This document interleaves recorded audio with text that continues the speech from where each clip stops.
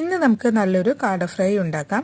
അതിനു വേണ്ടി ഒരു മിക്സിയുടെ ജാറിലേക്ക് ഇഞ്ചി, വെളുത്തുള്ളി, മല്ലിയില, പുതിനയില, കറിവേപ്പില, പെരിഞ്ചീരകം, പച്ചമുളക്, മഞ്ഞൾപ്പൊടി, മുളക് പൊടി, കുരുമുളക്, കുറച്ച് വെള്ളം കൂടിയും ചേർത്തിട്ട് പേസ്റ്റ് പോലെ അരച്ചെടുത്തിട്ടുണ്ട്.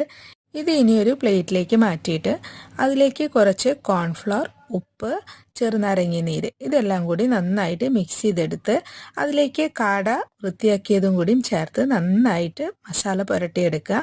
അതിനുശേഷം ഒരു 20 മിനിറ്റ് നേരം ഇത് റെസ്റ്റ് ചെയ്യാൻ വയ്ക്കുക. എന്നിട്ട് ചൂടായ എണ്ണയിലേക്ക് ഇട്ടിട്ട് മീഡിയം ഫ്ലെയിമിലിട്ടിട്ട് വേണം നമുക്കിത് വറുത്തെടുക്കാൻ.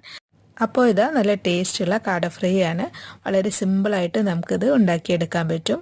അപ്പോൾ എല്ലാവരും ട്രൈ ചെയ്ത് നോക്കുക. നിങ്ങൾക്ക് വീഡിയോ ഇഷ്ടപ്പെട്ടെങ്കിൽ ഒന്ന് സബ്സ്ക്രൈബ് ചെയ്തേക്കണം കേട്ടോ.